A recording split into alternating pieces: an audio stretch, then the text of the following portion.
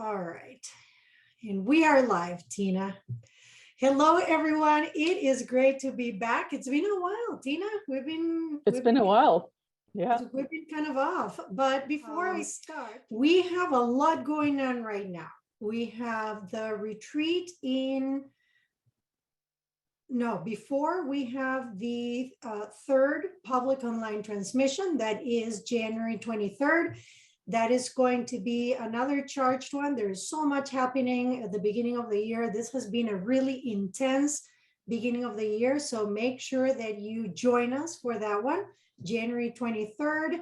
And that is on the website. It's also on Mighty Networks if you want to go ahead and register to join us.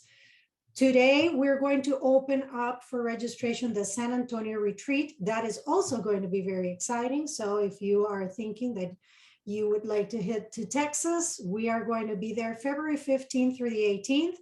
And of course, you already saw the Sedona one.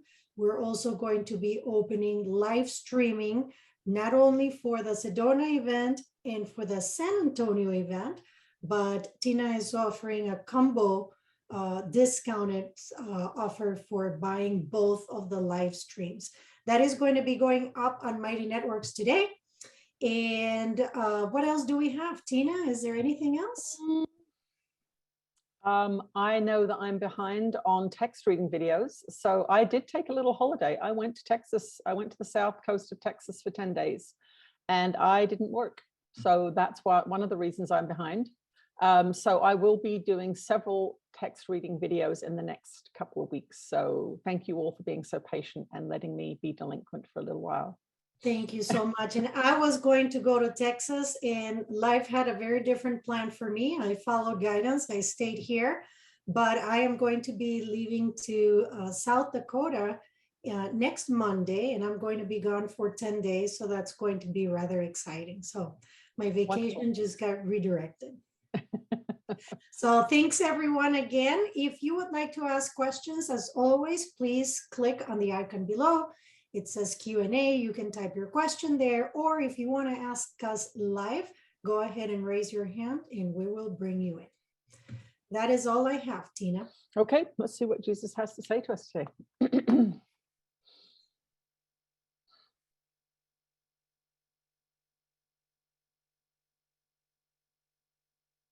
You are blessed beings indeed. I am that one that you know as Jesus. And these times require you to relax. Now, this is not something that is front and center in most of your minds. There is a lot of stress going on. There is a lot of confusion. There are a lot of new plans to move hither and yon, people buying land, people moving from this place to that place. It's very, very easy to get stressed out. And it's very, very easy to feel that working harder and faster is going to make things better.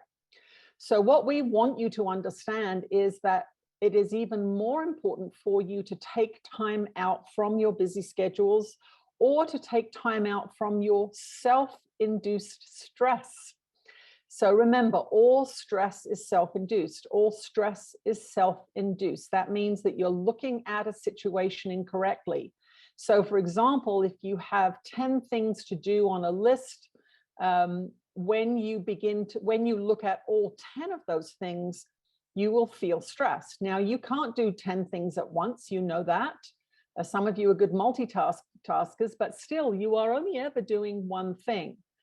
These are the times when it's really good to think about doing one thing well, getting it off your plate, so to speak, and then going on to the next logical thing, rather than spinning your wheels looking at all of the things you have to do. Why? Because when you're in a self-induced stress state, your intelligence goes down. Your brain functions differently when you're in a stressed state. It starts to make very short-term decisions that are not going to work in the long term. So in these times, what you want to do is you want to be working on strategies that work in the long term. Long-term health, long-term financial stability, long-term healthy relationships, all of these kinds of things. Because the outside world is getting more stressful, more difficult to negotiate, You want to make sure that your brain is functioning at peak capacity, which means don't stress yourself out. Now, the ego is going to try and get you to go into the future. It's going to try and figure everything out so that it's not afraid. But the opposite actually happens when you allow your ego mind, which is the fearful mind, the separated mind, the judgmental mind, the conditioned mind. When you allow that mind to go into the future and try and figure things out, it can't figure things out now. There are too many moving parts, especially with the legal issues and the strategic decisions that governments are making and changing on a whim. You cannot figure out the future landscape. It is impossible. So you say to yourself, well, how can I then have a long-term strategy for the decisions that I need to make in my life? You get that long-term strategy from inner guidance. That is how you figure out the long term. It's from inner guidance in the sense of quiet, calm messages that keep coming back. What kind of place do you like to live in? What kind of lifestyle do you enjoy? Sometimes people are living in lifestyles that they actually don't enjoy. Their ego has set up a lifestyle for them that's based on an old worldview. It could be a worldview that your parents taught you. It could be a worldview that you developed when you were 22, when you were very ambitious and you wanted lots of money. It could be a worldview that was developed when you were in an abusive relationship and you didn't have a lot of options and you were scared all the time. It is a time now for reviewing your lifestyle choices and reassessing them based on what you are guided to do now. What are you guided to do now? Guidance does not come from a place of fear.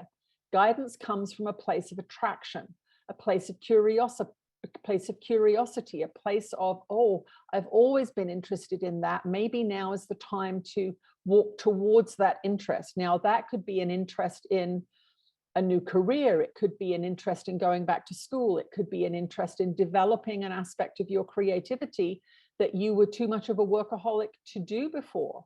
But now with the changing times, of course, many of you are not spending as much money on holidays as you were.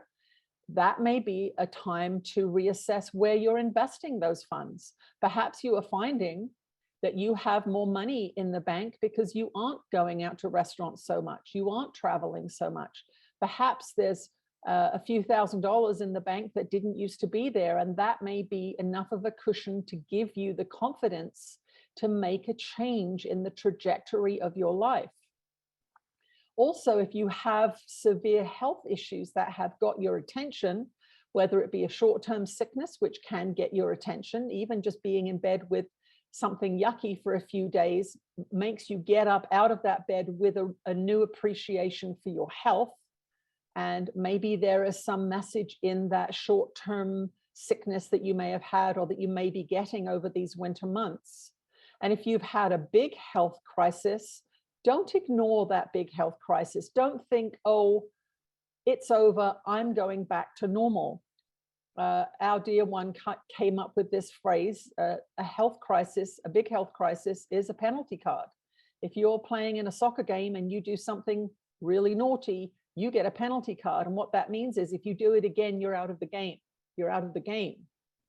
So a big health crisis is a penalty card saying, if you keep doing what you've been doing, you are going to get taken out of the game.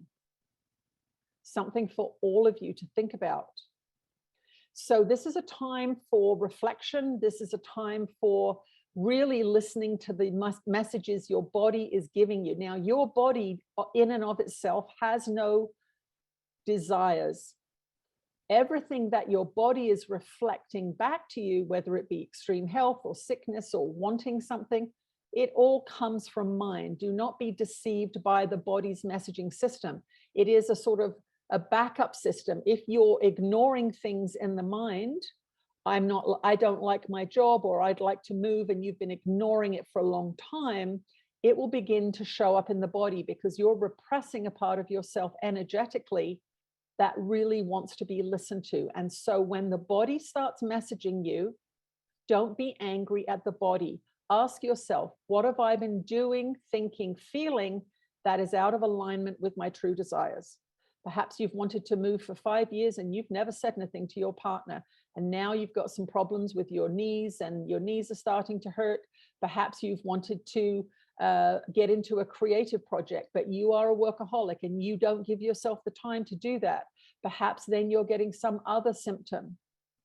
This is a time for really going inside and asking yourself, if I could design my life the way I want it, what would I do? And that is exactly what you should do, because this is the life you wanted. This is the time to redesign it. Even if you take tiny steps towards a new thing that you have wanted to do for a while, or that's been expressing itself within your feelings for a while, you are now taking the next 1,000 decisions. Remember, your life is made up of the last 1,000 decisions you make. It's actually a lot more than that. You're making many, many decisions every single day, but 1,000 is a big enough number for you to understand. So if you don't like your life, or there's aspects of your life that are annoying, remember, you built this life based on what you believe to be true about the world, based on your value systems, based on your conditioning programs. And the bits of your life that you don't like are coming from conditioning, because they would not be there if they were coming from the part of you that is aligned with your blueprint, the part of you that knows what it wants to do. If you acted as if you were a free, independent entity, you would never make decisions that you don't like. You would never do it. You would, day after day, keep making decisions that you love and like and that interest you. And when someone offers you something that you don't like, you'd say, oh, no, thank you. That's not something I enjoy, so I'm not going to do that. Now, the training programs that you have in your society about self-sacrifice and suffering and martyrdom and all those delicious religious concepts that get you into unhappiness, they are responsible for this. Now, you have this teaching that if you did what you wanted, the world would fall apart. No, if you do what you love and you invest in what you believe in, and you're honest and true to yourself, and others know that this is who this person is, they're always the same, they're always telling the truth, they're always in alignment with themselves, you would be investing all of your fantastic creative power in your own life. And you would be happy. And in that happiness and in that success and in that productivity, because when you're congruent, you are powerful, powerful creators, you would have more to offer others. Most of you have less to offer others and the world because you are conflicted. Half the time you're doing things you don't want to do. Half the time you're not being honest with yourself or other people. And so there is this 1 foot on the gas and 1 foot on the brake energy happening. And what that means is you are going nowhere. You are going nowhere. So ask yourself today, where do I have my foot on the brake, and where am I lying to myself and other people? Where am I being dishonest and incongruent? Where am I sabotaging myself by unhealthy habits? Where am I slowing myself down? This is the time to do this, because with the energies that are coming into this planet at this time, the opportunity for healing and growth is magnified. It is magnified. And so the more you have your foot on the brake, in whatever way you have your foot on the brake, the more negative feedback your body's going to give you, because this is a time of rapid evolution. And the speed of that evolution is picking up. And if you've got your foot on the brake and the gas is going faster and faster, you know what happens.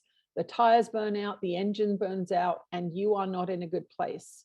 So this is really important right now, to see the incongruencies in your own interior world, because that's where everything starts. Everything starts in your interior world. Where am I sad? Where am I confused? Where have I got mixed focuses? What is going on inside that is preventing me from utilizing all my creativity to get where I want to go? You all have 24 hours a day. You all have a connection to source. You all have a physical body that is designed to be healthy, believe it or not. You all have that equal footing. But many of you have conditioning programs that are sabotaging that equal footing. How are you using your time? How are you nurturing your body? How are you looking at the world? This is the time for a reflection upon those things and a resolution in your own mind that you are going to shift into foot off the brake, only on the gas.